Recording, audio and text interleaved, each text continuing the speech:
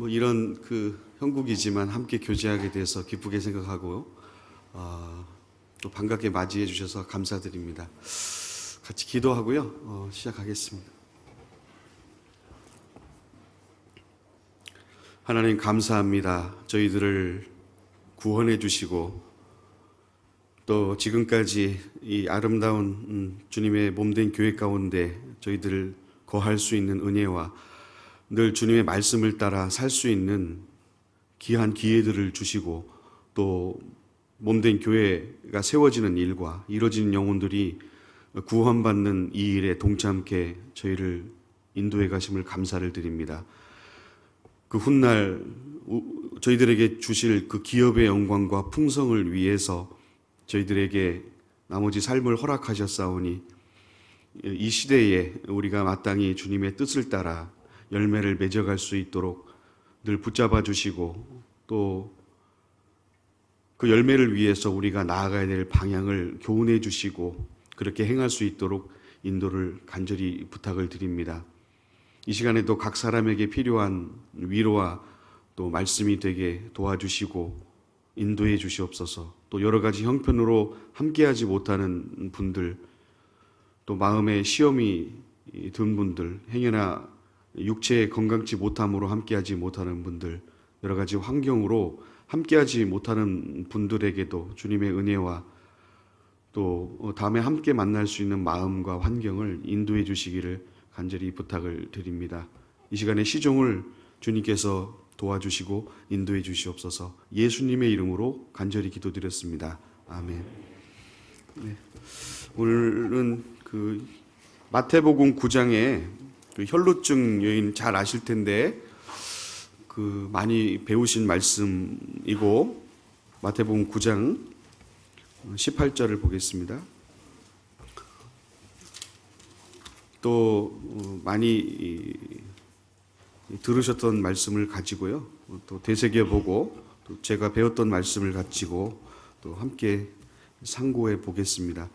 마태복음 9장 18절부터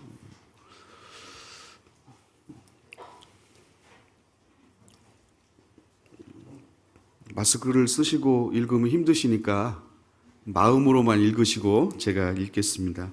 18절 예수께서 이 말씀을 하실 때에 한 직원이 와서 절하고 가로되 내 딸이 방장 죽었사오나 오셔서 그 몸에 손을 얹으소서 그러면 살겠나이다 하니 예수께서 일어나 따라가심에 제자들도 가더니 12해를 혈루증으로 앓는 여자가 예수의 뒤로 와서 그 겉옷가를 만지니 이는 제 마음에 그 겉옷만 만져도 구원을 받겠다 함이라.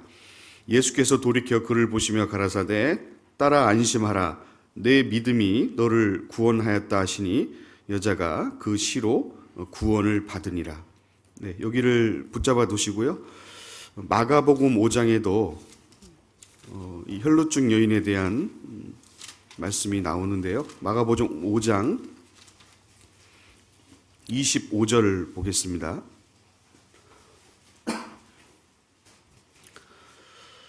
열두해를 혈루증으로 앓는 한 여자가 있어 많은 의원에게 많은 괴로움을 받았고 있던 것도 다 허비하였으되 아무 효염이 없고 도리어 더 중하였던 차에 예수의 소문을 듣고 무리 가운데 섞여 뒤로 와서 그의 옷에 손을 대니 이는 내가 그의 옷에만 손을 대어도 구원을 얻으리라 하밀러라. 이에 그의 혈루 근원이 곧 마름에 병이 나은 줄을 몸에 깨달으니라. 한 구절만 더 찾겠습니다. 누가복음 8장에도 이 혈루증에 대한 여인에 대한 말씀이 있습니다. 누가복음 8장 42절을 보겠습니다. 43절 이에 12해를 혈루증으로 앓는 중에 아무에게도 고침을 받지 못하던 여자가 예수의 뒤로 와서 그 옷가에 손을 대니 혈루증이 즉시 그쳤더라. 예수께서 가라사대 내게 손을 댄 자가 누구냐 하시니 다 아니라 할 때에 베드로가 가로되 주여 무리가 옹이하여 미나이다. 예수께서 가라사대 내게 손을 댄 자가 있도다.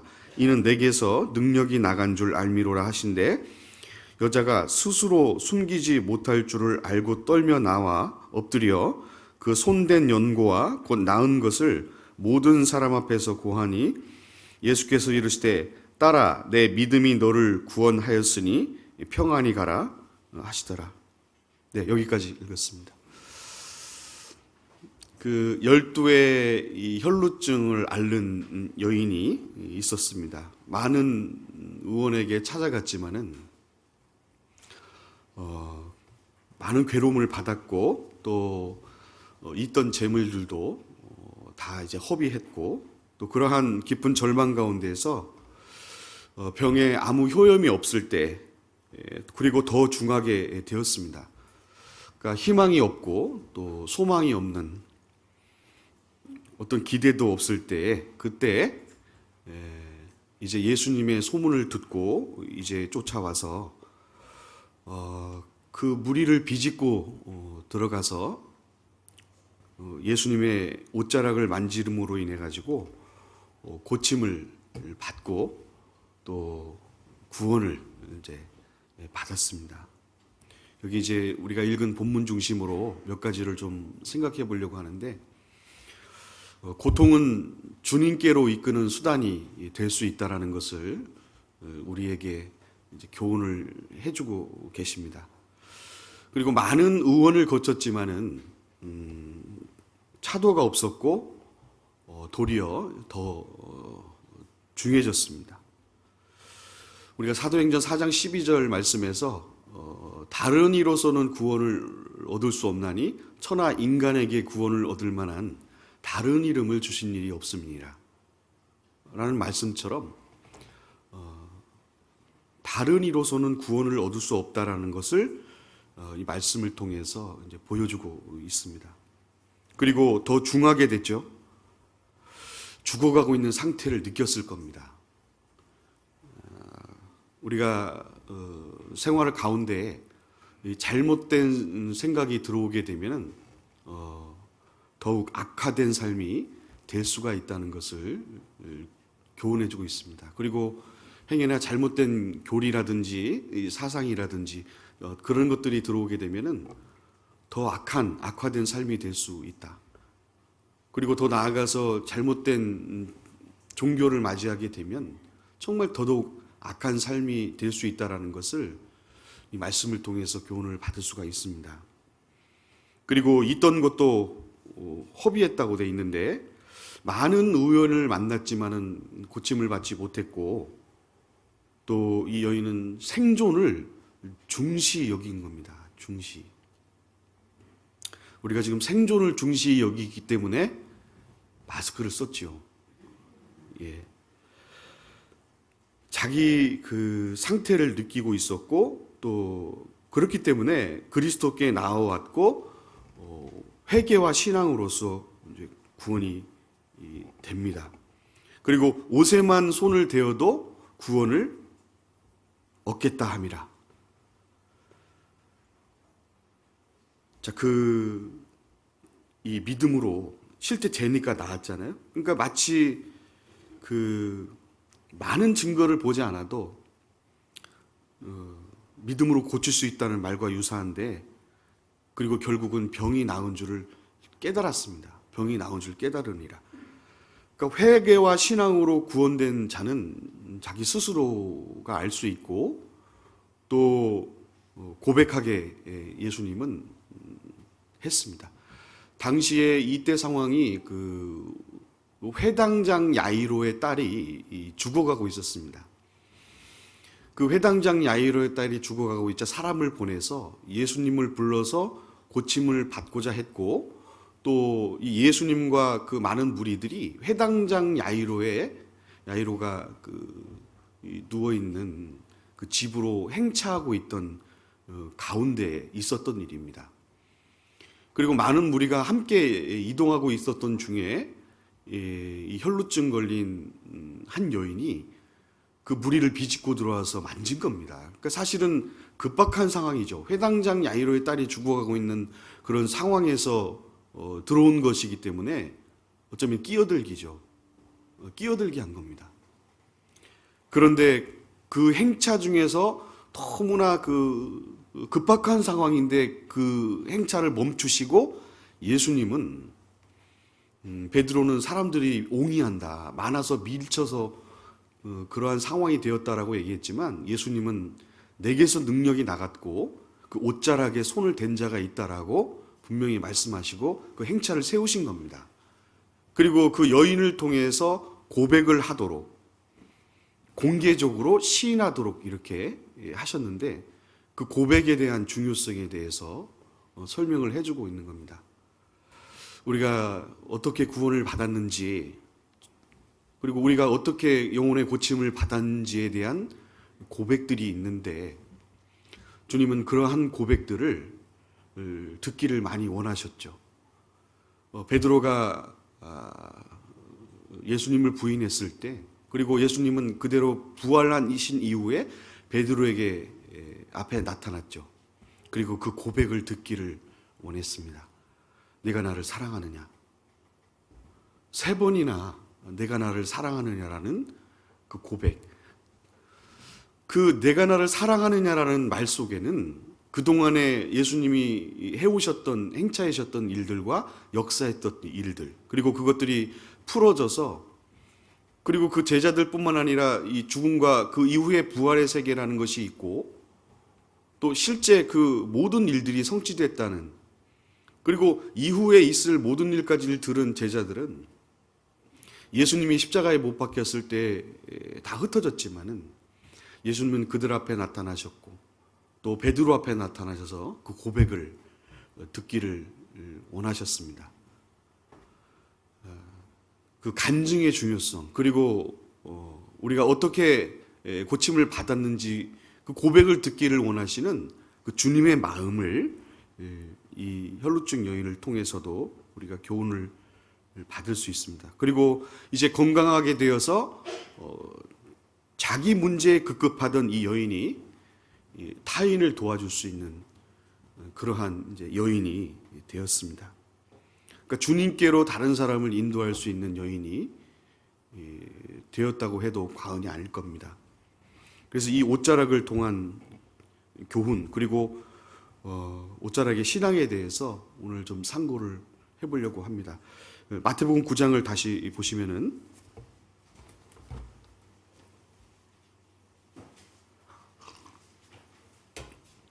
20절 보겠습니다. 12회를 혈루증으로 앓는 여자가 예수의 뒤로 와서 그 겉옷가를 만지니, 혈루증으로 앓는 고통이 있었습니다. 이 세상에는 여러 가지 고통이 존재하고 있는데 한두 개가 아니라, 한두 해가 아니라 한 해, 2회, 3해, 12회를 그 고통이 지속되었습니다. 경제적인 그러한 여유도 있었는데 이제 허비가 되고, 그리고 이러한 고통을 주신 이유가 무엇일까요? 주된 이유는 하나님을 찾게 하기 위한, 그리고 또 하나는 하나님께 매달리게 하기 위한 그러한 고통인 것을 알 수가 있습니다.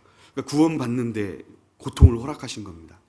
우리는 질병으로 인한 고통이 있죠. 그리고 어떠한 때는 전쟁으로 인한 그러한 고통, 그리고 가정으로 인한 고통도 있고, 어느 부분에는 아내로 인한, 그리고 이 남편으로 인한, 자녀로 인한 그러한 고통들이 있습니다. 자식으로 인한 고통. 다윗은 자기 자녀인 압살롬에게 아버지로서의 명예뿐만 아니라 그 근본인 아버지로서의 그 이름을 잃는 그 자식을 통한, 압살롬의 반역을 통해서 다윗을 죽이려고 했던까지 그런 고통을 당했습니다. 그리고 야곱의 고통이 있었죠. 그리고 요셉은 형제지간으로 말미암아서 팔림을 당하게 되고 미디안 땅으로 가서 17세에 잡혀가서 약 40이 가까이 됐을 때 형들을 만났으니까 약 20여 년 동안 그 애굽에서 머물면서 그러한 고통, 그리고 자식이 짐승에 물려서 죽은 줄 알고 있었던 아버지 야곱의 고통이 있었고, 엄청나게 큰 고통이 그 아버지에게도 있었습니다.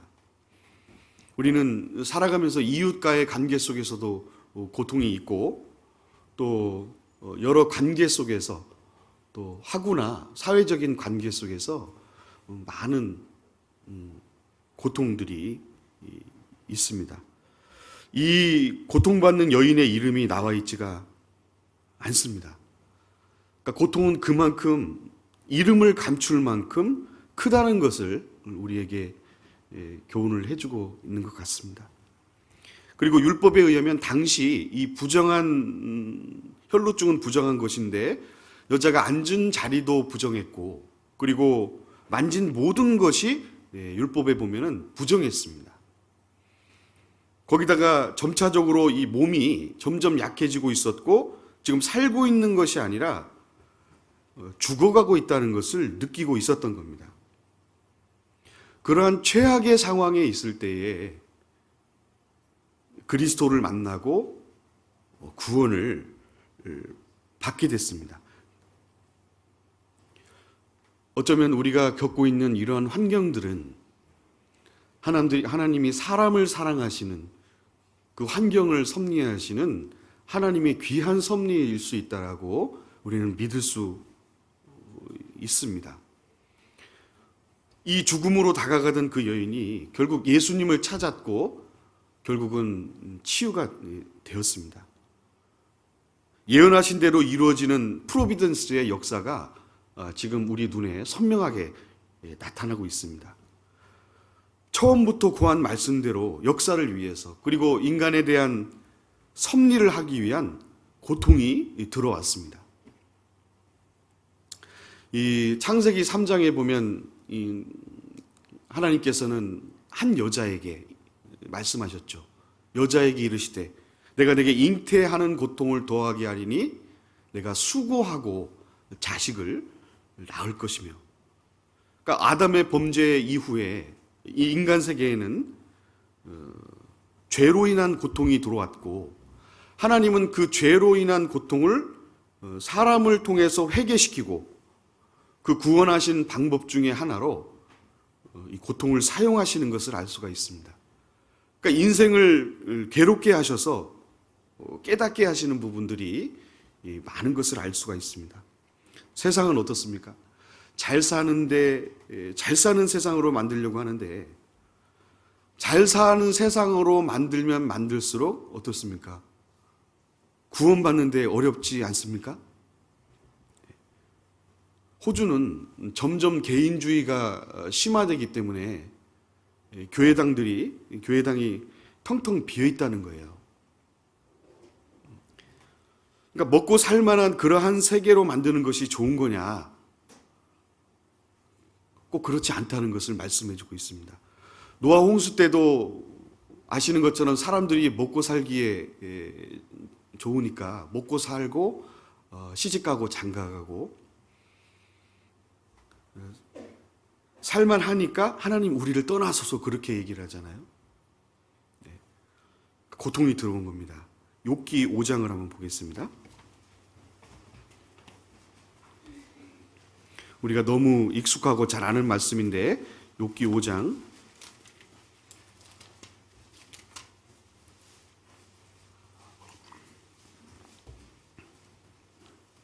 6절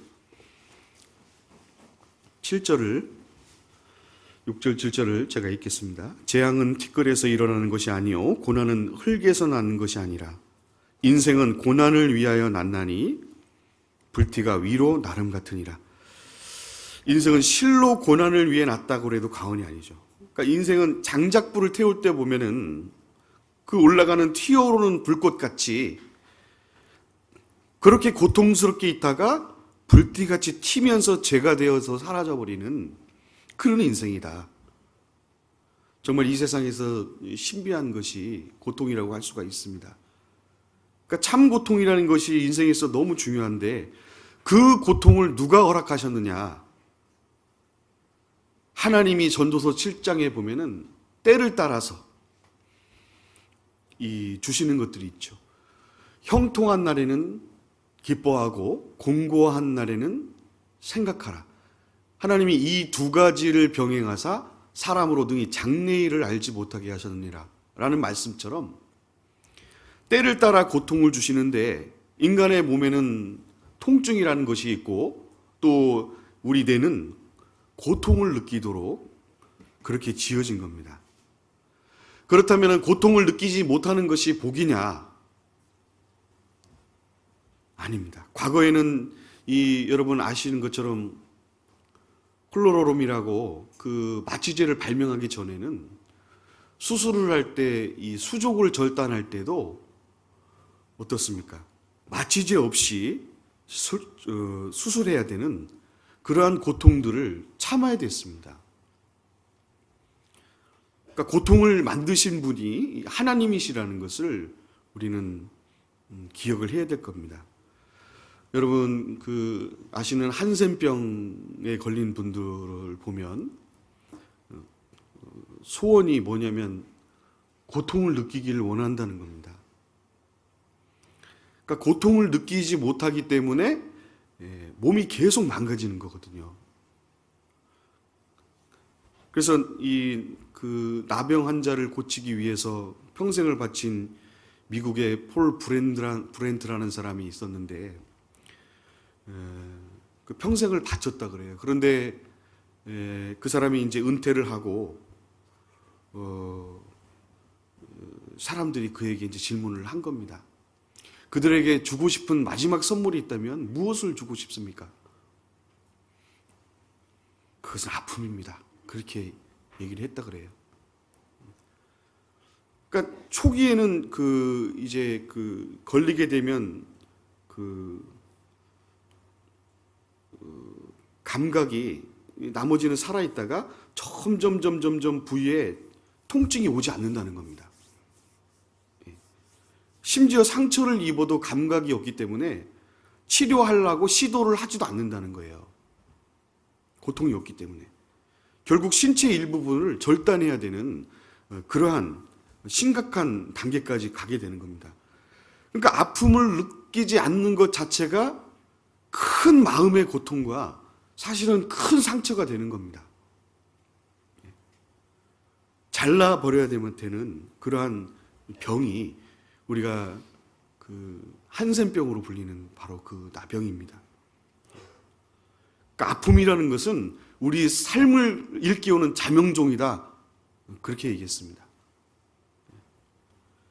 그러니까 고통을 알게 되면 원인을 발견하려고 하게 되고 또 그것을 고치려고 노력을 하게 되고 그렇게 생각을 하는 것처럼 우리 삶에 다가오는 모든 고통들은 어쩌면 우리를 성숙하게 만들어주는 수단이 됩니다. 어떤 분들은 고통은 그것으로 말미암아 하나님이 없다는 증거다라고 얘기하는 사람들도 불신하게 만드는 그런 사람들도 있는데 그럴까요?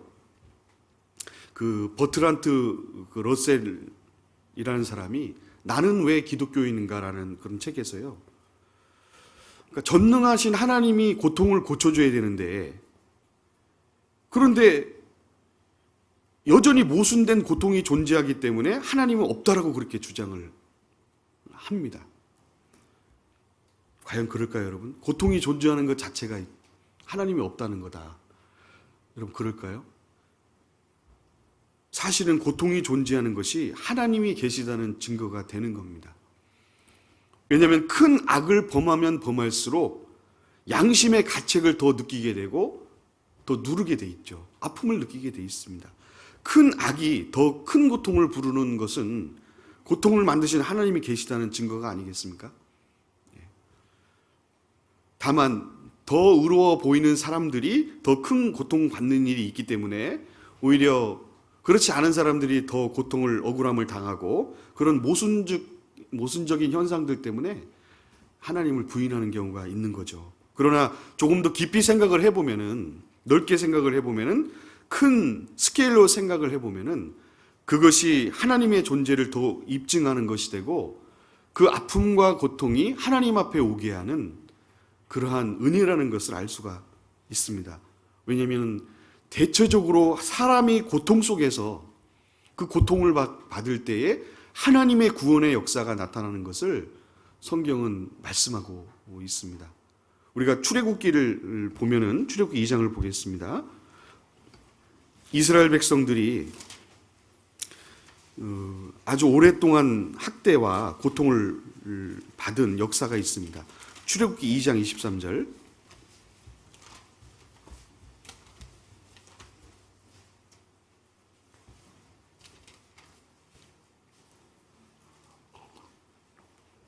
여러 해 후에 애굽 왕은 죽었고 이스라엘 자손은 고욕으로 인하여 탄식하며 부르짖으니 그 고욕으로 인하여 부르짖는 소리가 하나님께 상달한지라. 하나님이 그 고통 소리를 들으시고 아브라함과 이삭과 야곱에게 세운 그 언약을 기억하사 이스라엘 자손을 권념하셨더라. 이 애굽을 탈출하는 그 전까지 역사는 학대와 고통 속에서 400년간이나 이루어졌습니다. 코너에 몰릴 때, 그리고 그 대손이 그 고통을 이어받았습니다. 그럴 때, 길이 없을 때, 결국 인간의 도움이 끊어지니까 그때 하나님을 부르짖었습니다. 하나님이 도와주시잖아요. 그러니까 한국 사람은 6.25 전쟁이라는 아픔을 겪고 어르신들은 보릿고개라는 50이 넘은 분들은 대부분 경험하셨을 겁니다. 보릿고개라는 기근의 고통의 세월을 지냈습니다. 그러니까 그 시대 분들이 구원을 잘 받잖아요. 그러니까 지배를 많이 받을수록, 압제를 많이 받을수록 대체적으로 순해집니다. 물론 강해지지만 순해지거든요. 그러니까 고통에 휘달리는 것이 나쁜 것이 아니라 좋을 수가 있는 겁니다. 고통이라는 것이 꼭 나쁜 것이 아니거든요. 그러니까 고통을 많이 받아야지만 마음도 넓어지고 생각도 넓어지고 그렇게 되는 거죠. 우리가 집회 때 듣는 많은 말씀 중에서 이사야 38장에 봅소서 내게 큰 고통을 더한 것은 내게 평안을 주려 하심이라. 주께서 나를 사랑하사 멸망의 구덩이에서 건지셨고 나의 모든 죄는 주의 등 뒤에 던지셨나이다. 그러니까 죄짐을 벗는 것도 고통 속에서 벗어집니다. 그 히스기야 왕이 죽을 병에 걸렸을 때 하나님께 그 부르짖는 장면들이 나옵니다. 그리고 병이 들었을 때도 이 병을 고쳐달라는 그 부르짖음이 나오거든요.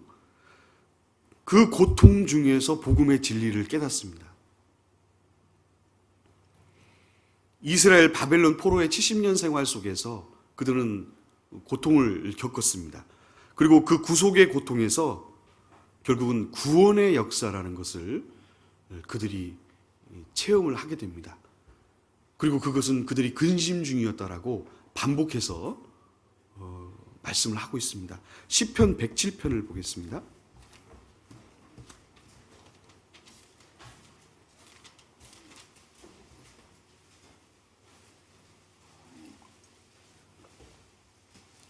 (107편) 6절 제가 읽겠습니다.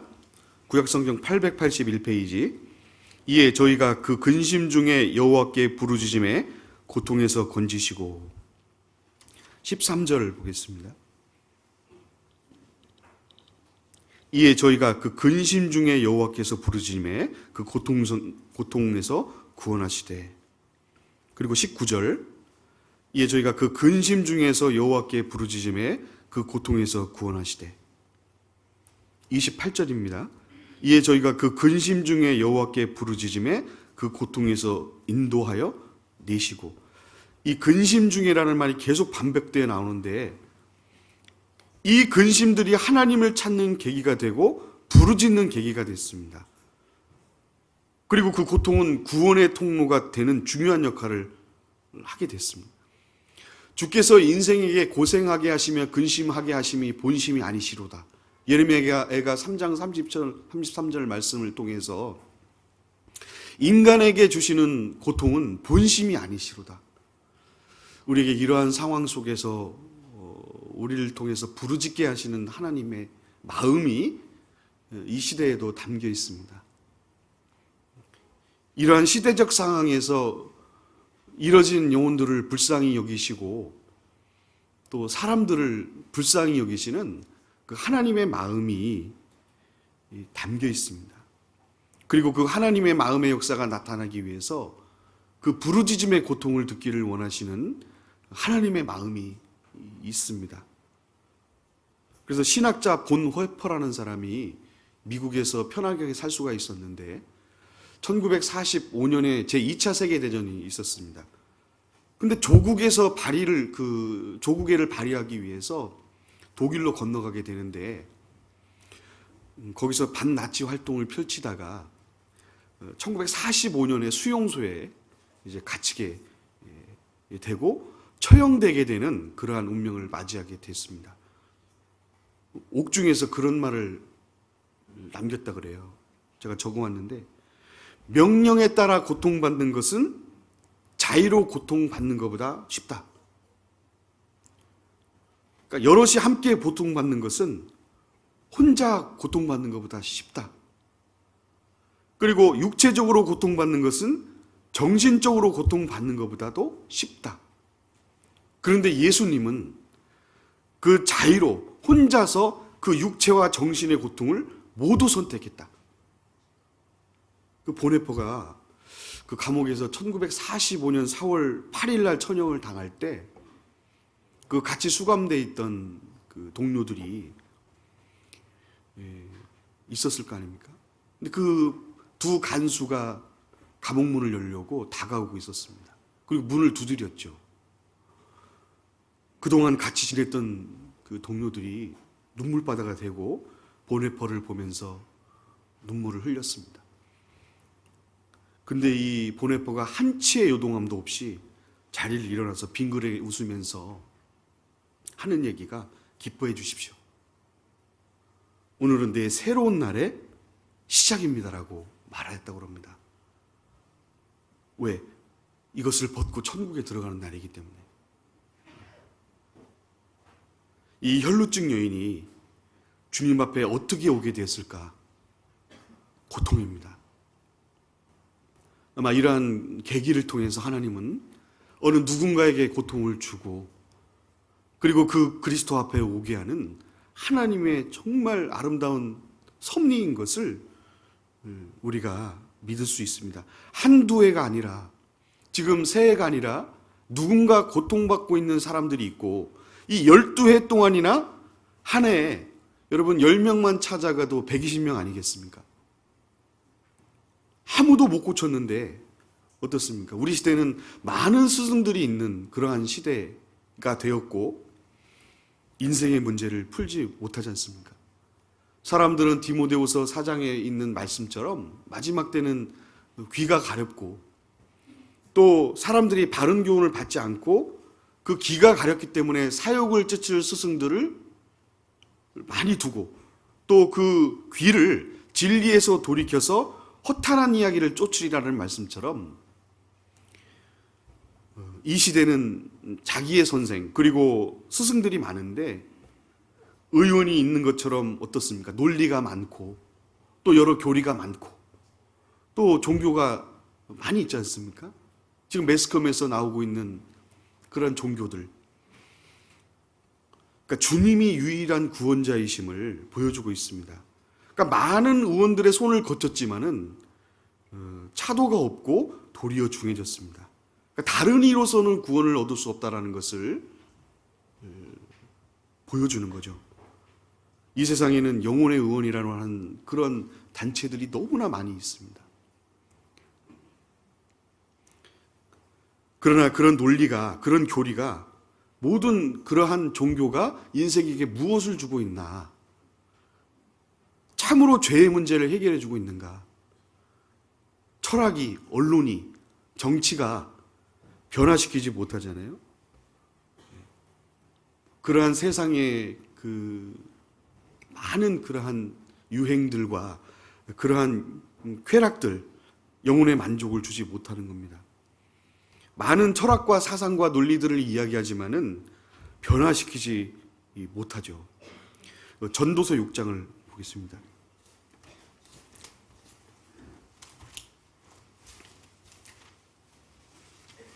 11절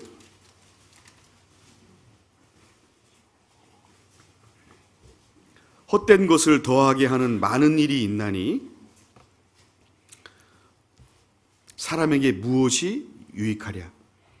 헛된 생명의 모든 날을 그림자같이 보내는 일평생에 사람에게 무엇이 낙인지 누가 알며 그 신후에 해 아래서 무슨 일이 있을 것을 누가 능히 그에게 고하리요.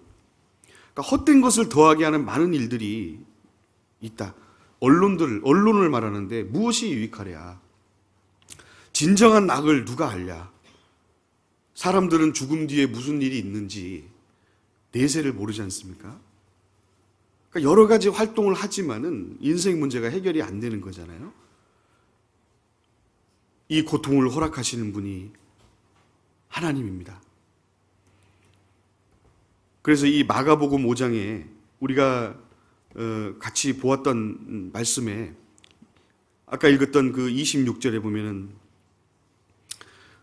많은 의원에게 많은 괴로움을 받았고 또 있던 것도 다 허비하였을 때 아무 효염이 없고 도리어 더 중하던 차에, 그러니까 의사를 잘못 만나면은 더 힘들어지고 훨씬 잘못될 수 있거든요. 그러니까 잘못된 생각과 잘못된 논리를 가짐으로 더 악화된 삶이 될 수가 있고 잘못된 교리나 잘못된 종교로 인해서 더욱 심한 악한 삶이 될 수가 있습니다. 그래서 이 성경은 더 괴로움이 더하는 방법을 설명해주고 있는데 사람이 인생에서 더 괴로움을 받는 방법 시편 16편 4절에 나와 있습니다. 그걸 찾아보겠습니다.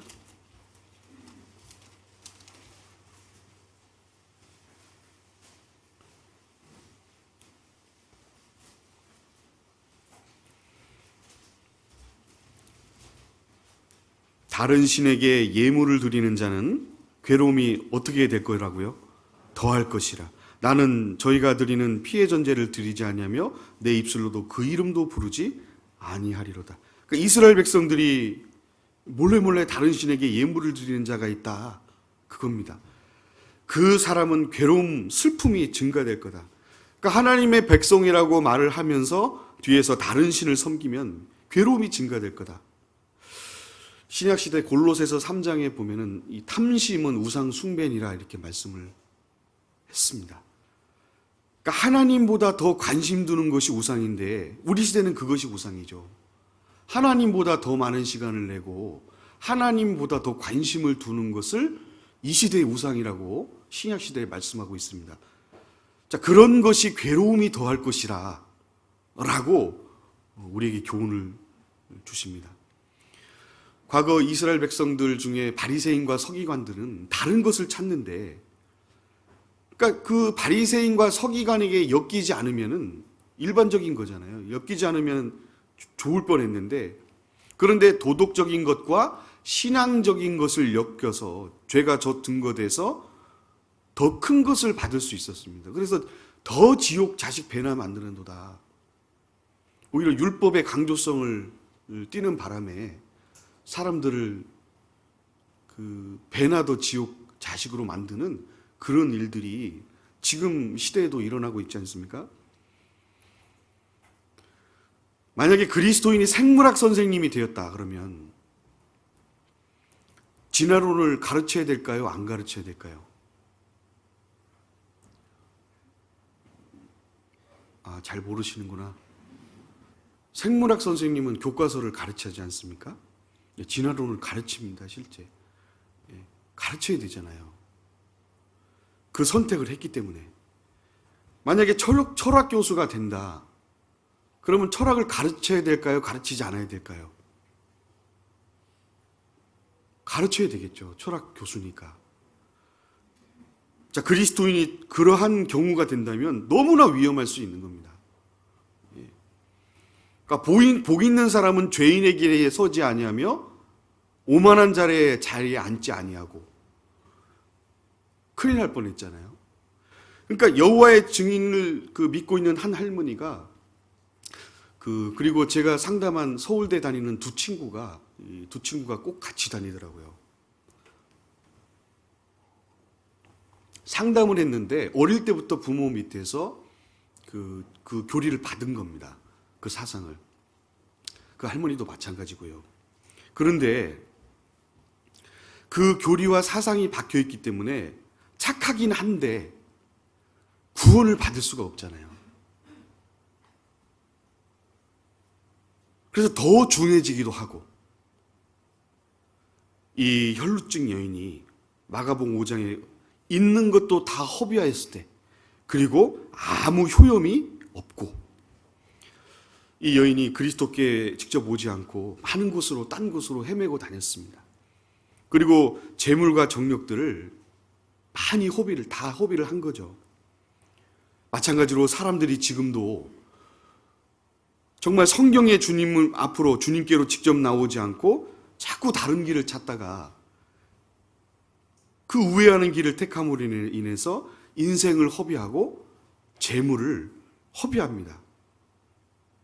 그러니까 주님께 직접 나와서 이제 나이는 먹고 재물은 없고, 만약에 정확히 알고 먼저 왔다면 그 주님의 영광을 위해서 사용되었더라면 얼마나 좋았을 뻔했습니까? 고침받고요. 그런데 많은 사람들이 그러한 모습을, 때로는 육신적인 것을 추구하느라고 인생과 재물이라는 것을 허비하고 있습니다. 그러니까 그리스도를 위해서 쓸 것은 너무 적다. 우리가 그 예레미야를 통해서 전달받은 말씀처럼 사람은 젊었을 때 멍에를 매는 것이 좋으니, 여기 지금 젊은 분들이 많으신데 정말 복 받은 줄 아셔야 됩니다. 젊었을 때 빨리 구원받고 나가야 되는데 바울은 젊었을 때 다행히 그리스도를 알았습니다. 여러분 잘 아시는 루퍼가 아니라 그 루터와 칼빈은 그리스도를 발견하고요, 그리스도께 인생을 드렸거든요. 디모데도 젊었을 때, 그러니까 건강도요.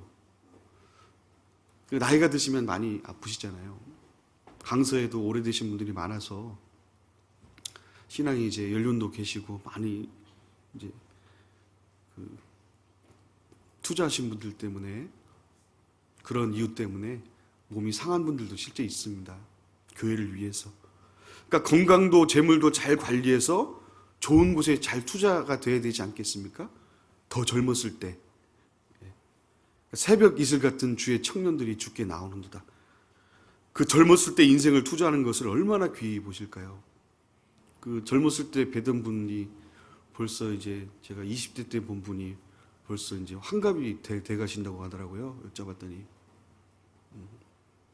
제가 수서권에 교제할 때 그 같이 이렇게 방문도 하고 교제도 했었던 교회인데, 담배 임상 공사 건물 아닙니까 이게?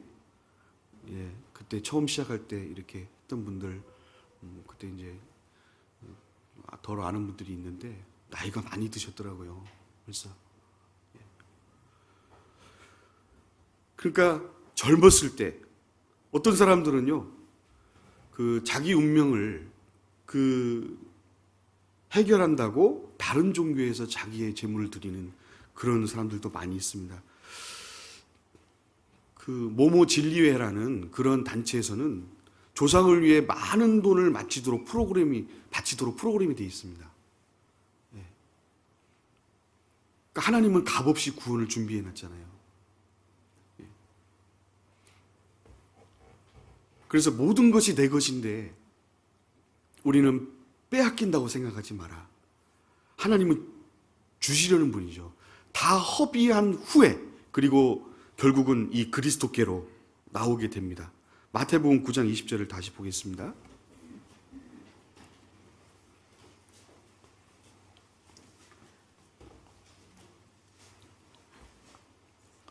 열두 해를 혈루증으로 앓는 여자가 예수의 뒤로 와서 그 옷가를 만지니, 결국 이 회개의 고통 그리고 믿음의 신앙으로 구원이 되는 거죠. 그러니까 이 겉옷이 구원을 한 게 아니라 그 믿음이 구원에 이르게 한 겁니다. 신앙이. 그러니까 구원받을 때도 주님 앞에 나와야 하고, 구원받은 이후에도 신앙은 그리스도 앞에 나와야 합니다. 그러니까 주님께 바짝 매달리니까 문하세도 구원을 하잖아요. 매달리니까 어떤 경우에도 주님을 멀리하는 것이 가장 불행한 것이다 라는 교훈을 줍니다. 그러니까 옷에만 손을 대도 구원을 얻으리라. 그러니까 준비되어 있는 사람은 증거를 많이 보지 않아도 어떻습니까? 믿잖아요. 다 안 들어도 구원을 받는 겁니다. 그러니까 믿음이 클수록 백부장은 말씀만으로만 하옵소서 그렇게 말하지 않습니까? 그래서 그리스도께 직행하라. 그리스도만이 사람을 구원할 수가 있기 때문에 이 베드로전서 2장에 보면 4절에 사람에게는 버림받았으나 그 산돌이신 보배로우신 예수께 나와야 된다. 그리고 히브리서 10장 22절에도 우리가 참 마음으로 온전한 믿음으로 하나님께 마스크를 끼더라도 나아가자.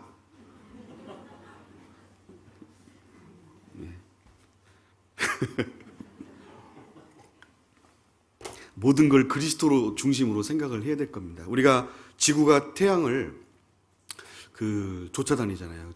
중심으로 돌고 다른 지구를 중심으로 돌지 않습니까?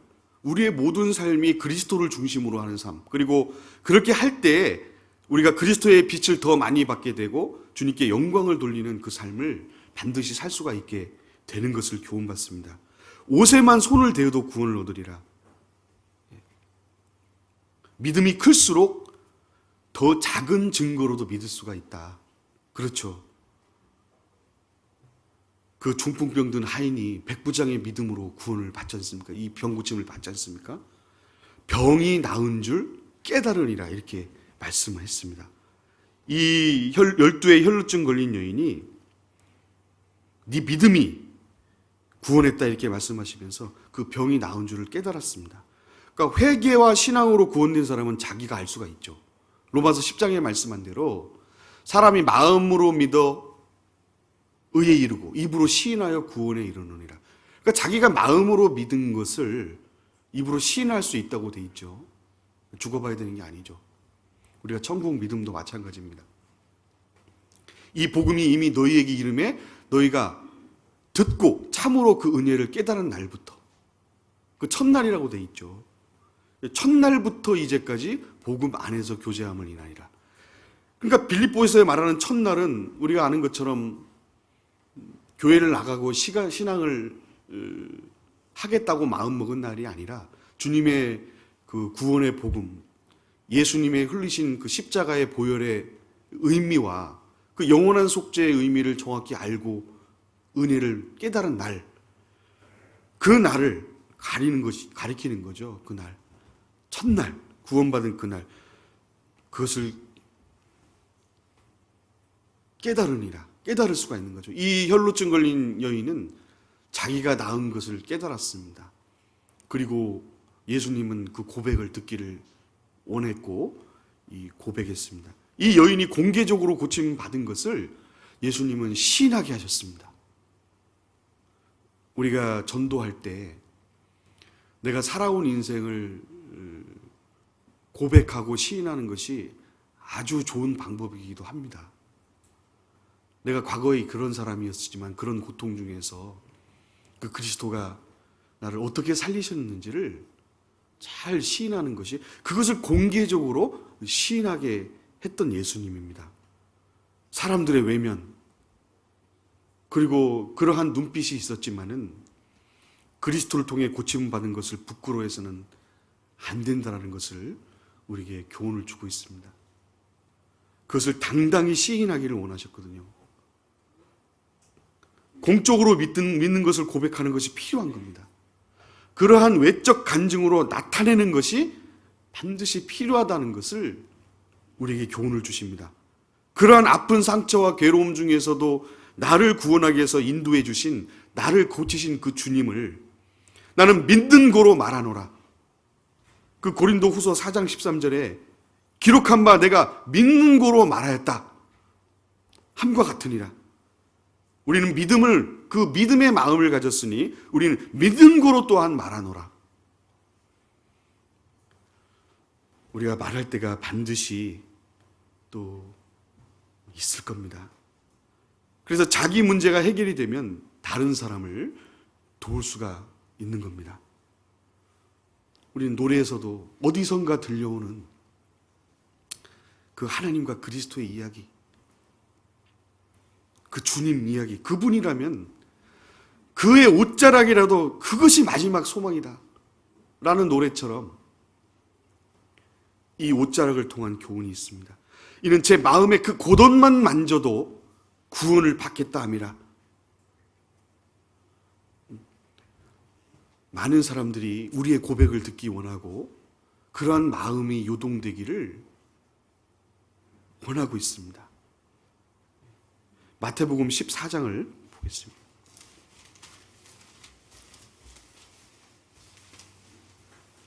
36절.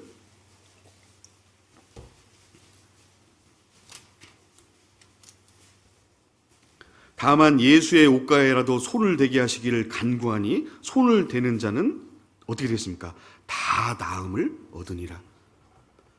무슨 얘기냐면 이 혈루증 걸린 그 나은 그 이야기를 많이 들었겠죠.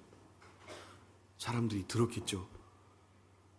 그리고 그 소문을 듣고 낫기를 원하는 그런 마음을 가졌을 거 아닙니까? 그리고 그 겉옷을 만졌는데 다 나음을 입었습니다. 그 그리스도 앞에 오게 했죠. 그 내게 임한 주님의 능력, 그 아픔의 근원을 고치시는 그 주님을 만났습니다. 그리고 보시고 바라보시고 고백해 하시는 주님. 그 이야기를 들은 많은 사람들이 병든 자를 데리고 왔습니다. 그리고 옷가에라도 손을 대게 하시기를 간구하니까 손을 대는 자는 다 나음을 얻었습니다. 우리가 우리의 연약함을 아시지만은 그 자유케 하신 그 능력을 우리는 고백할 수 있습니다. 그래서 이 성경에는요, 옷자락과 그 옷술에 대한 이야기들이 많이 나오는데, 민수기에 보면은 겉옷에 대한 얘기가 나오지 않습니까? 과거의 겉옷은 우리가 생각하는 이런 옷이 아니라 중동 지방은 그 건조하기 때문에 밤엔 춥거든요. 그러면 그 겉옷이 이불 역할을 했습니다. 그래서 그 겉옷을 굉장히 비쌌거든요. 그 겉옷을 전당 잡히게 되거든. 그 밤이 오기 전에 반드시 돌려줘라. 왜냐하면 덮고 자지 못하면 얼어 죽으니까요. 그래서 그 겉옷에 청색 끈을 매달아라. 그렇게 표현이 나오지 않습니까? 그 청색 끈. 그것이 우리가 입는 이런 겉옷이 아니라 이불 역할을 하는 겉옷이었습니다. 속옷도 과거에는 우리가 입는 브라가 아니라 과거에 우리 어르신들 보면 배옷 입고 이게 길게 이렇게 아래 길게 이렇게 입고 소매는 좀 짧지만은 밖에 다닐 수 있을 만큼의 옷을 입은 그 과거의 선비들 좀 상상되십니까? 네, 그런 종류의 옷이었어요. 밭에서 일할 수 있고 나들이 할 수 있을 정도의 옷. 이 옷자락과 옷술에 대한 말씀이 많이 나오는데, 옷은 그 사람의 몸을 반영한 겁니다. 그래서 옷을 보면 그 사람을 알 수 있다라고 어떤 분이 그러던데, 왜냐하면 예비군복을 입혀놓으면 남자들은 분간을 할 수 없습니다. 직업을. 왜냐하면 다 이렇게 아무 데서나 그 용변 보고, 예전에는 총도 이렇게 끌고 다니는 분들이 많았잖아요. 공감이 안 되시는군요. 예비군은 안 나오세요. 그러니까 그 직업이 분간이 되지 않아요. 옷을 입혀놓으면, 그래서 남자들은 예비군복을 입혀놓으면 다 똑같다라는 그런 이야기가 실제 있습니다. 그러니까 사람이 입는 옷은 그 사람이죠. 옷은 그 사람을 반영하는 건데 내면의 표현이라고 할 수가 있죠. 만약에 기생옷을 입었다 그러면 기생이 되겠죠. 그리고 경찰복은 입은 자가 뭡니까? 경찰이고, 여장한 남자는요, 문제가 있죠. 그 속에 무엇이 들어있을까요? 여자가 들어있겠죠. 여자같이 예쁘게 되고 싶은 마음, 그렇게 살고 싶은 마음이 있겠죠. 그러니까 이 옷자락을 만지는 거는 그 사람을 만지는 건 아닌데 연결이 되는 겁니다. 예수님의 옷자락. 여러분, 다윗은 사울의 옷자락을 베었죠. 자기를 죽이려고 10년 가까이 쫓아오는 그 사울에 대해서 기름 부음 받은 자이기 때문에요. 사무엘상 24장 5절에 보면은 그 동굴에서 숨어 있을 때 그 어두운 데서 만났잖아요. 근데 죽일 기회가 있었는데 그렇지 않았죠. 그리고 살못이 다가가서 옷자락을 베는 장면이 나옵니다. 그 옷자락을 벨 때 마음에 찔렸다고 돼 있거든요. 그러니까 옷자락을 자른 것도 그 사람에게 무언가 메시지를 남기기 위함이잖아요. 그러니까 사울에게 그 전달하려는 의도가 있었습니다. 살해할 수도 있었지만 참고 있었다는 의미잖아요. 느헤미야 5장을 한번 보겠습니다.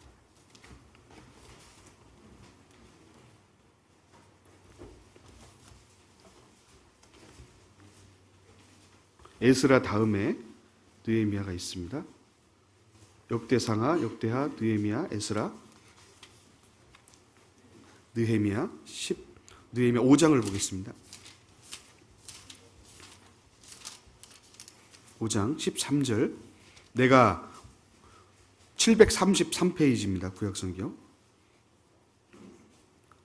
내가 옷자락을 떨치며 이르기를 이 말대로 행치 아니하는 자는 하나님이 또한 이와 같이 그 집과 산업에서 떨치실지니 저는 곧 이렇게 떨쳐져 빌지로다 하매 회중이 다 아멘하고 여호와를 찬송하고 백성들이 그 말한 대로 행하였느니라. 강한 표현입니다. 옷자락을 떨치며. 그러니까 하나님께 대한 신앙은 잡을 걸 잡고 행해야 되는데 그 집과 산업에서 떨치실지니 곧 이렇게 떨쳐서, 그러니까 붙잡을 것을 붙잡아야 되는데 옷자락을 내팽개쳐서 축복을 완전히 상실할 것을 상징적으로 나타내 주는 겁니다. 그러니까 떨쳐버릴 것이 있고 붙잡을 것이 있는데 요셉을 잡은 군대 장관 보디발의 아내는 요셉의 옷을 잡았지 않습니까? 옷을 잡는 건 이제 요셉 잡는 것과 같은데, 그런데 요셉은 옷을 떨쳐주고 도망을 갔습니다. 창세기 39장 12절이잖아요. 그러니까 뿌리칠 것은 뿌리치고 잡을 것은 잡아야 되는데, 그런데 예수님 당시 옷자락을 스친 사람이 많습니다. 다니면서. 그런데 믿음이 없으니까 관계가 없었던 겁니다. 근데 혈루증 여인은 옷자락을 만졌는데 나은 거잖아요. 그러니까 예수님에 대한 신앙 때문에 나았는데 너무나 중요한 관계가 있는 겁니다. 이사야가 그 성전에 그 옷자락이 성전에 가득한 모습을 실제 환상으로 이제 보게 됩니다. 이사야 6장을 한번 보시죠.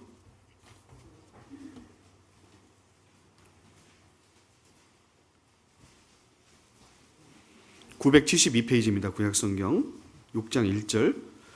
우시야 왕의 죽던 때에 해에 내가 본즉 주께서 높이 들린 보좌에 앉으셨는데, 나머지는 마음으로 같이 한번 읽어보십시오. 그 옷자락은 성전에 가득하였고. 자, 주님의 영광을 본 이사야입니다. 그러니까 옷자락이 성전에 가득한 걸 봤어요. 성전은 일종의 주님의 옷자락입니다. 그러니까 주님의 영광을 본 이사야, 이 사람입니다. 그러니까 예수님 당시에도 많은 사람들이 성전에 들락날락 했는데 예수님의 옷자락과 접촉이 되었을 거예요. 그런데 전혀 영향을 받지 못했습니다. 역사가 안 나타나잖아요. 그 이유가 뭘까? 믿는 자에게만 그 효력을 나타내셨습니다. 믿는 자에게 역사를 나타내신 거예요. 그러니까 성전에 주님의 옷자락이 가득했기 때문에 그 백성들이 믿음만 있었으면 얼마든지 이 혈루증 여인처럼 사랑으로 주님의 능력으로 다 고침을 받았을 겁니다. 아까 우리가 읽었던 대로. 이 예수님의 제자들은 믿으니까 고침받고 구원받고 예수님의 제자가 되잖아요. 이사야 1장에 보면은 무수한 제물을 드렸는데 이 주님이 눈을 감으셨습니다. 왜? 성회와 아울러서 악을 행했기 때문이다. 이렇게 얘기하고 있습니다. 이 이사야 28장, 29장 내용을 보면은 이 백성이 그 입술로는 존경하지만은 마음은 내게서 멀도다. 그렇게 표현하고 있습니다. 그래서 이사야 66장에 그 막을 내리면서 말씀한 대로 그들은 형식적으로 예배를 하고 제사를 드렸다, 그렇게 얘기했습니다. 형식적인 부분에 대해서 많은 그 부분을 말씀하셨어요. 그래서 이스라엘 백성들이 성전을 들었는데 옷자락을 만지지 못했습니다. 우리에게 많은 교훈을 줍니다. 예수님 당대도 마찬가지고 지금도 마찬가지입니다. 그러니까 형식적인 예배.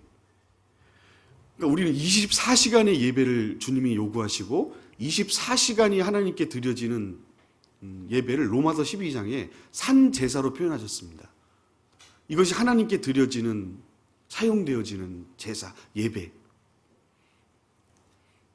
그래서 그뿐만 아니라 우리는 교회당을 올 때도, 모임의 교회를 갈 때도 어떤 마음으로 행해야 될지를 교훈을 주고 있는 겁니다. 그래서 우리가 너무나 익숙한 그 암송하는 말씀 중에 시편 133편이 있죠. 그래서 암송을 못 하시는 분이 계시기 때문에 찾아보겠습니다. 시편 133편 1절, 형제가 연합하여 동거함이로 시작되는 말씀입니다. 어찌 그리 선하고 아름다운고, 머리에 있는 보배로운 기름이 수염 곧 아론의 수염에 흘러서 그 옷깃까지 내림 같고 헐몬의 이슬의 시온의 산들의 내림 같도다. 거기서 여호와께서 복을 명하셨나니 곧 영생이로다. 그러니까 연합해서 동거하는 걸 이야기하시면서 옷깃까지, 그러니까 성령의 역사가 미친다 그랬습니다. 성령의 역사. 그러니까 성령의 역사는, 교회는 성전이잖아요. 그리스도인이 모인 무리가 성전이고, 그런데 누구만 실제로 주님의 역사와 체험을 경험하냐면은 믿는 자입니다. 내 믿음대로 될지어다. 그러니까 주님의 옷자락이 가득한데 기름이 옷깃까지 그 성령의 역사가 흘러가는데, 그러니까 주님의 몸된 교회 안에 믿고 오는 사람, 그 사람은 성령의 역사를 실제로 경험하고 체험할 수가 있습니다. 그러니까 믿음이 있으면은 실제로 주님의 역사를 체험하고 옷자락에서 전해지는 사랑을 실제로 체험하는 겁니다. 그래서 이슬이 옷깃까지 내린 같다. 옷깃을 잡는 자가 은혜를 받아요. 기름은 성령의 역사를 경험하게 되는데, 이건 무엇과 똑같냐면은 성령의 역사는 믿게 해주고 증거해 주시는 분이잖아요. 믿음을 주시는 분이 성령의 역사잖아요. 성령의 역사를, 그러니까 믿음을 주시는 분도 성령이고, 그걸 깨닫게 하는 분도 성령이고, 증거를 주시는 분도 성령이고, 소망을 주시는 분도 성령인데, 계시록 1장 13절에 7촛대 사이에 다니시는 그 사랑의 주님, 금촛대 사이에 발에 끌리는 흰옷을 입고 다니시잖아요. 발에 끌리는 흰옷을 입고 다니십니다. 그러니까 사람이 사랑의 주님을 실제로 만질 수가 있는 겁니다. 옷가지를 만지는데 믿음이 있으면 실제적인 주님의 직접 능력을, 체험을 주신다는 거죠. 그래서 공생의 당시에도 옷자락을 만질 수가 있었잖아요. 신약 시대에도 이 교회 안에 믿음으로 접촉하는 사람은 만질 수가 있는 거잖아요. 주님의 몸된 교회가 옷자락 역할을 하는 겁니다. 여러분, 옷자락 보십니까? 떡반죽 그릇 하나가 주님의 옷자락이 될 수 있습니다. 광주리가 복을 받고, 들어와서도 복을 받고, 나가서도 복을 받는다. 그러니까 예수님과 연결이 되고 믿음만 있으면 실제로 연결이 되는 거예요. 어떤 마음으로 만지느냐에 따라서 변화가 다릅니다. 믿어야겠다는 마음이 들어갈 때, 전도도요, 교회와 잘 연결시켜 놓는데, 요즘에는 전도하는 방법이 여러 가지가 있습니다만은, 커피를 한 잔 마시러 가자고 해도 접촉을 자주 시키게 되면은, 내가 믿음을 가져야겠다는 마음이 들어갈 때 그 옷자락이 스치게 되면은 말씀을 통해서 당장 고치는 역사가 나타납니다. 접촉하는 사람은 만질 수가 있는 거잖아요. 하루만 들어보자, 그것도 좋고, 일주일 들어보자도 좋지만은 커피 한 잔 마시고 가자 라는 말도 옷자락을 스치게 할 수가 있습니다. 그런 마음을 들게 할 수가 있어요. 부담스럽지 않게. 진짜 커피 한 잔 마시고 보내는 거예요. 말씀 듣자고 할 줄 알았는데 그냥 보내네? 뭐야 이거. 부담스럽지 않게 하다가 그럴 수 있습니다. 계시록 1장 13절을 보겠습니다.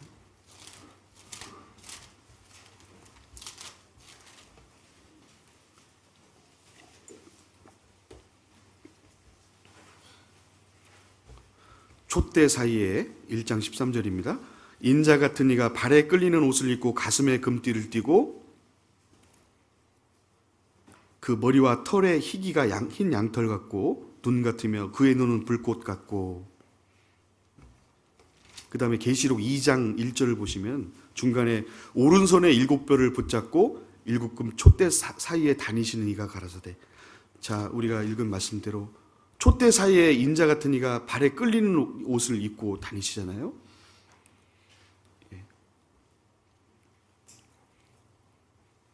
그러니까 주님의 옷자락을 만져도 능력을 얻었다면은 주님을 만진다면 얼마나 더 좋겠습니까?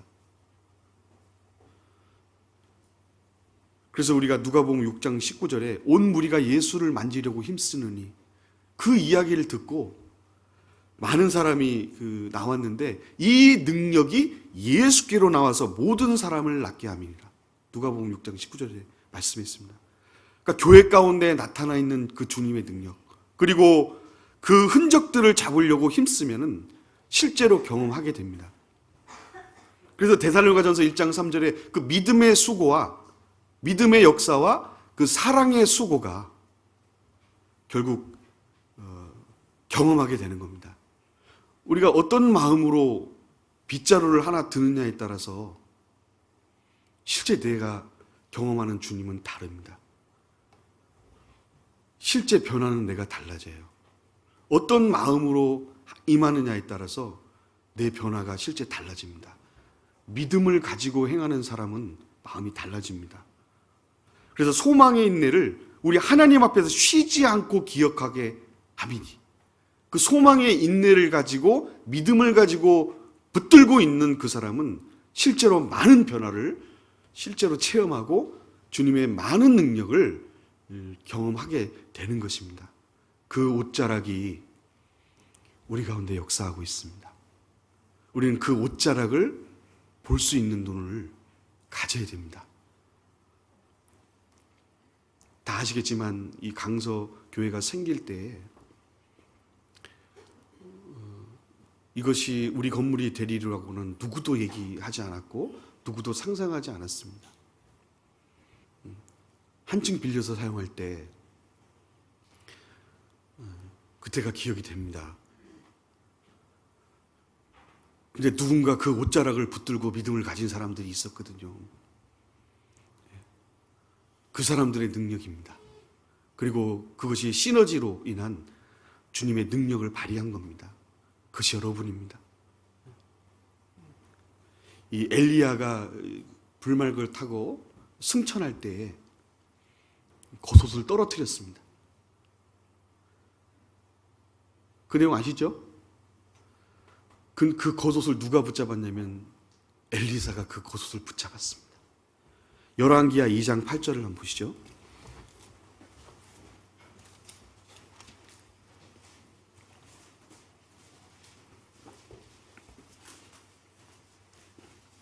(8절) 보겠습니다. 562페이지 정도 됩니다. 열왕기하 2장 8절 읽겠습니다. 엘리야가 겉옷을 취하여 말아 물을 치매 물이 이리저리 갈라지고 두 사람의 육지로 건너더라. 그러니까 겉옷을 취해서 물을 치니까 갈랐죠. 그러니까 엘리야가 승천할 때 겉옷을 떨어뜨리고 갔잖아요. 그것을 잡아서 엘리사가 잡아서 치니까 그 갈라졌습니다. 물이, 강이. 그래서 12절에 보시면은 엘리사가 보고 소리지되 내 아버지여 내 아버지여. 그 다음에 마지막 절에 보면 12절 끝에 보면 이에 엘리사가 자기 옷을 잡아 둘에 찢고 그 다음에 13절에 엘리야의 몸에 떨어진 겉옷을 주워가지고 돌아왔죠. 그래서 요단 언덕에 섰습니다. 그리고 14절에 엘리야의 몸에 떨어진 겉옷을 가지고 물을 치면서 엘리야의 하나님 여호와는 어디 계시니까 저도 물을 치매 물이 이리저리 갈라지고 엘리사가 건너니라. 자, 승천할 때 겉옷을 남겼는데 떨어뜨렸는데 엘리야는 주 예수 그리스도의 그림자가 됩니다. 주님의 그림자거든요, 엘리야는. 근데 부활 승천하시고 지금 이 교회에 성령을 남겨두고 가셨잖아요. 증거하고 경험 주시고 믿게 하시는 성령을 지금 교회에 남겨두고 가셨잖아요. 엘리사는 성령의 그림자입니다. 성령의 그림자. 믿게 해주고 역사하는 그 그림자가 되는데 그 간절함을 가지고 이 옷자락을 잡지 않습니까? 예수님이 이 교회를 지금 이곳에 두셨지 않습니까? 남겨두시고 가셨죠. 그 교회를 겉옷처럼 남겨두셨기 때문에 교회 안에 내가 잡을 수 있는 그 것들을 그 혈루증 여인의 마음을 가지고 찾고 잡게 되면은 실제 성령의 변화의 역사와 내가 변하는 그 역사를 실제로 맛보게 됩니다. 그 변화의 역사가 실제 나타나는 겁니다. 엘리사가 붙잡고 치니까 갈라졌잖아요.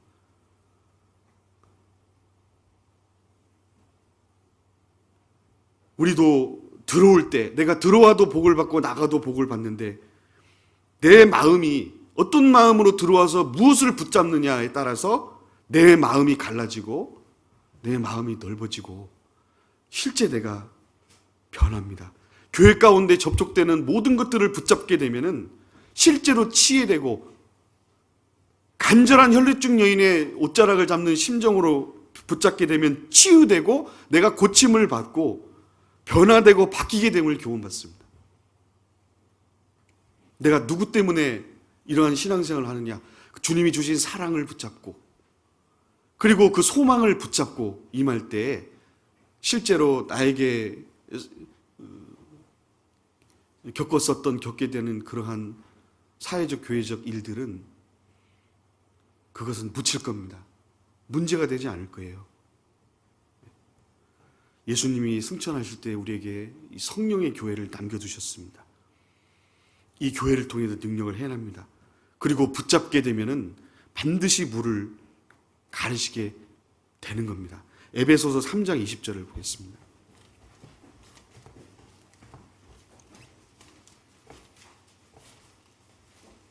여러분 아시는 것처럼 에베소서는 그 교회를 설명하면서 주님이 구원받게 하시고 그 후에 가장 중요하게 생각하는 것 중에 하나가 교회였습니다. 교회를 세우시고 몸된 교회가 완성이 되기 위해서 그리고 이뤄진 영혼이 이제 구원받고 그 수가 차게 하기 위해서 우리 가운데 역사하시는 그 주님의 능력을 두시고 그리고 그 심정을 여기 표현하셨습니다. 에베소 3장 우리가 너무 잘 아는 말씀이니까 20절, 21절은 숨이 좀 차시더라도 같이 한번 읽어보겠습니다. 우리 가운데 역사하시는 능력대로 우리의 온갖 구하는 것이나 생각하는 것에 더 넘치도록 능히 하실 이에게 교회 안에서와 그리스도 예수 안에서 영광이 대대로 영원 무궁하기를 원하노라. 그 주님의 역사를 이곳에 두셨습니다. 그리고 우리 가운데 역사하시는 그 능력이 있다고 주님은 말씀하셨고 이런 상황 가운데도 또 성도들을 불러 모으셨습니다. 사실 다른 교회들은 지금 안 모이는 교회가 거의 다 안 모이거든요. 지금 아시는 것처럼. 근데 믿음이 있는 교회는 성령이 있는 교회는 다릅니다.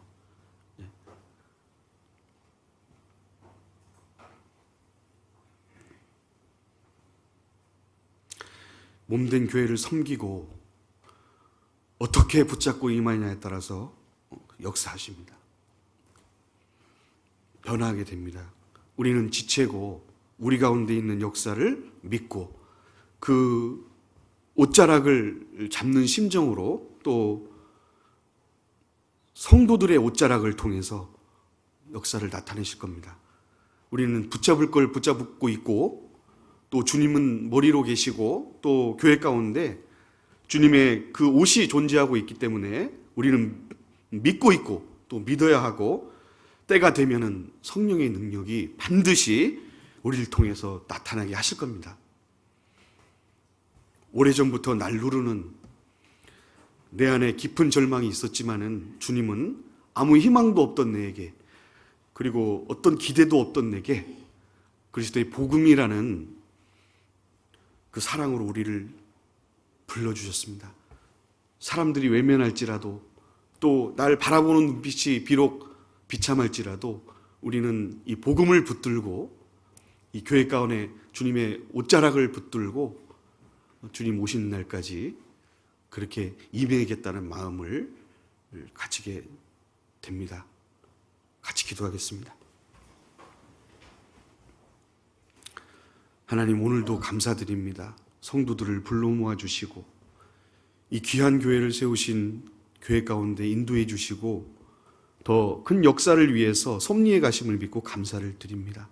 우리 가운데 소망하고 있는 것들 주님 이루어 주시고 그 인내로 우리가 그 소망을 붙들고 끝까지 주님의 마음으로 갈 수 있도록 주님 붙잡아 주시고 또 여러 형편으로 어려움을 당하는 분들 또 몸이 불편한 분들 또 혹 시험에 든 분들도 주님의 역사로 고쳐주시고 힘있게 주님의 성령의 능력의 역사를 따라 함께 갈 수 있도록 주님 이 교회를 지키시고 역사해 주시기를 간절히 바라고 원합니다.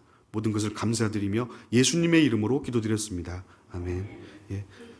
찬송가 340